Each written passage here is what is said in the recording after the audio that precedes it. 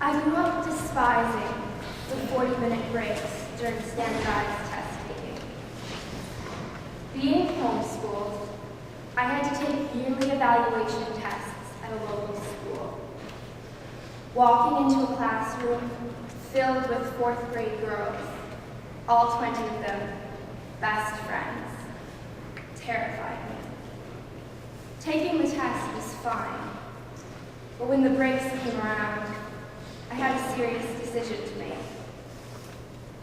Do I try and talk with these strangers? Some years I tried to fit in, and some years I ate my go-gurt in solitude. But I always wished that I could be one of those girls in the choker necklaces who all seemed so similar.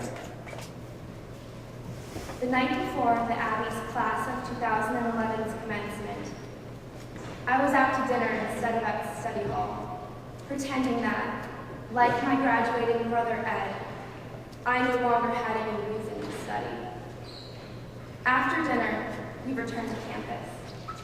It was Ed's last night as an Abbey boarder, and as we walked towards the dorm, he sat me down. We sat on a bench together one last time, and he told me something I will never forget. If I could do it all over again, he said quietly to me, I wouldn't have waited until the spring term of my senior year to focus on my friends and to build a life here that wasn't only educational, but enjoyable. Never sacrifice the world you live in now for potential success in the future. Now, I'm sure some of us don't need Ed's advice.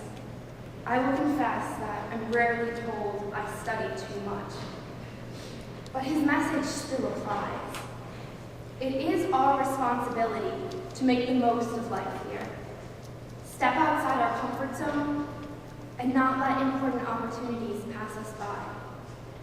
Well, that's easy to say, but why don't we then? Why do we play it so safe? The Oxford English Dictionary defines normal as constituting or conforming to a type or standard.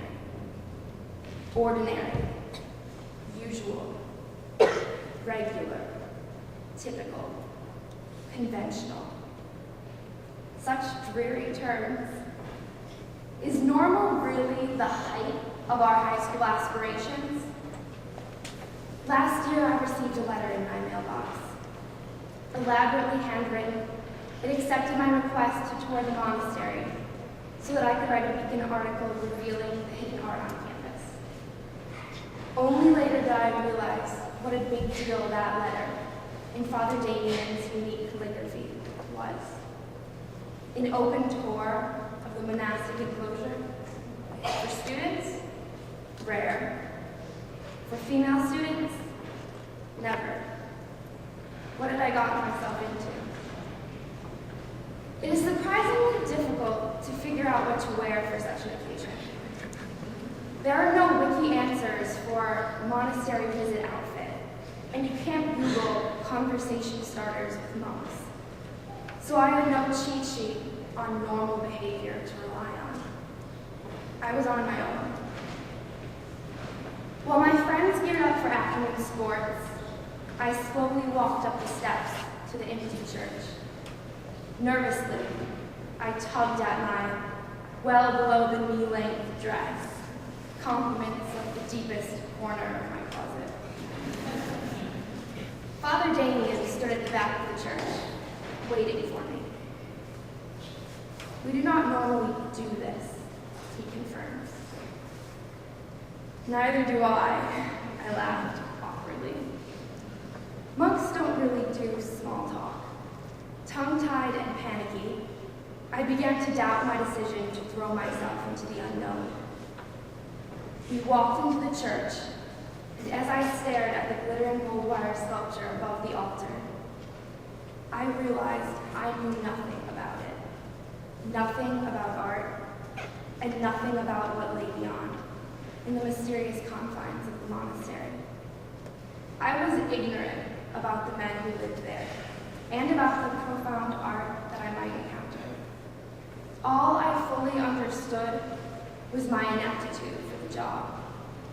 I was starkly aware of the difference between my uninformed curiosity and the utter depths of Father Damien's knowledge. Nevertheless, when he asked, "Are you ready?" I answered with a firm yes. I stepped through the sacristy door and into the secret world beyond.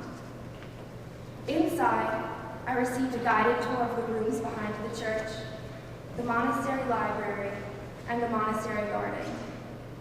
Inside, I beheld treasures, including sculptures from the 15th century, illuminated medieval manuscripts, and a collection of primitive art from Papua New Guinea.